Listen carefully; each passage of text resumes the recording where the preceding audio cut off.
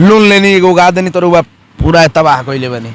अगला बार से अच्छा गाना रही, अच्छा गाना गाइब, ओके सपोर्ट प्रमोटर लो ना आई, इंटरव्यू करा चाहे लोग ना करी, फिर प्रक्रिया जारी रही। अच्छा सुनिए सुनिए का सुनी का पवन सिंह सोनी लियोन के लेके आवता नहीं भोजपुरी में तो का हो जाई? कहाँ तक सही बा? काहे ने मन गबड़ावो जनी दिनवे में खोद के, अरे हाली जनी कर पिया लई काय बोध के, अरे खटिए पे रतिए में आज होई, अरे साझ होई पिया साझ होई, तबे कमर के मसाज होई हो। नमस्कार, मैं हूँ विनय सिंह मौर्य, आप देख रहे हैं मौर्य टीवी। आज हमारे साथ मौजूद है गायक दीपक दिलदार, इनसे आज खास बातचीत होगी। स्वागत है दीपक जी। जी प्रणाम, नमस्कार। मौर्य टीवी के माध्यम से जितना लोग देखा था सबके प्रणाम नमस्कार। बोली कहना यही है कि आपके इतने सारे अच्छे अच्छे गाने आए, उसके बावजूद आप ढोड़ी पर लोन दिलवाते फिर रहे हैं, क्या कारण है? आप एक बात बताइए, ढोड़ी पे मैंने ही तो एक लावता नहीं हूँ कि गाना गाया है, बहुत लोगों ने गाया, तरह तरह से गाया है, लेकिन मैंने दुनिया जानता है कि ढोड़ी पर लोन नहीं मिलेगा।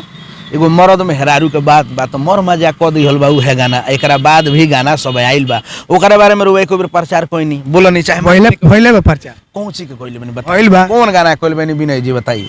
होइल बा और मूवी के भइल बा, तो मूवी के रोक गाना में कहाँ कोई बन रुआ?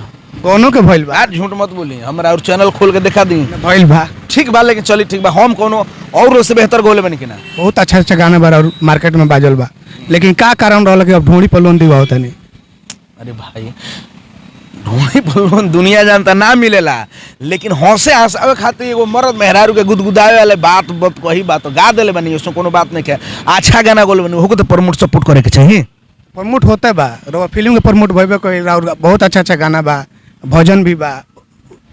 ठीक बा, लेकिन ध्यान देवे के बाद देखिए, हम गाना गौले बनी, एक बाद भी और सब गाना हमार मार्केट में बा, ओकरा अच्छा अच्छा गाना के भी सपोर्ट कल जाओ। लोन लेनी एगो गा देनी तो रुआ पूरा तबाह कइले बनी। बताई तो ढोड़ी पर लोन केंगा मिल सकता यार? तो हम तो कई बार कहते कि ढोड़ी पर लोन ना मिलेला, मर्द मेहरारू के बाद चाटे खोदे चाय गरमावे, ओलो से तो बेहतर बा जे मर मजा के गाना गौले बनी। केहू इनार में कूदी तो और वो कूदे मैं कूदे वाली कौन बात बा? और से तो बेहतर नु कहल जाइए एकरा के खोदे या चाटे या चाय गरमावे से मुदे से लोन मिलत हद हाल भाई यार, दुनिया जाने तक लोन ना मिली, लेकिन ऐसा हंसे हंसा खातिर गाना गौले बानी, बुरा नहीं खमाने के अच्छा चीज बा आ निमनो चीज गावले बानी। तारा बुरा लागल तो भजन भी गौले बानी, अष्टजाम गौले बानी, निर्गुण पूर्वी सब गौले बानी, तो सब प्रमोट करे के चाहिए ना। नया प्रोजेक्ट कब लेके आवता नहीं? नया प्रोजेक्ट आप सबके बीच में बहुत सुंदर सुंदर गाना बा मार्केट में आवेला, तो आप सब प्रमोट करी, सपोर्ट करी। बहुत बहुत एक गाना हो जाओ, एगो गाना गौले रहनी है कि रो मत पगली देह गल जाई रे, आरो वाला से न किस्मत बदल जाई रे। तो बहुत बहुत सब गाना आ रहा बा, आप सपोर्ट करी, प्रमोट करी, अच्छा चीज के कोनो बात ना। और वो लागत कि खराब बात तो कोनो बात नहीं, खराब बात के रखल जाता।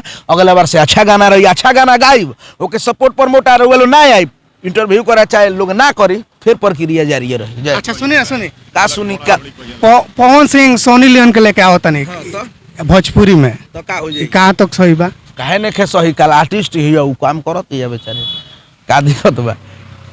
माने रुआ एकरा के सपोर्ट करते नहीं? एमे सपोर्ट का करे के बा, विरोध तारा करे के बा, तू करो, हम कलाकार हई उहो कलाकार ही, हम का करे के बा? सबे कलाकार बा, सबे ठीक बा अपना अपना जगह पर, केहू खराब ना होला, सब टाइम वक्त करावेला जा।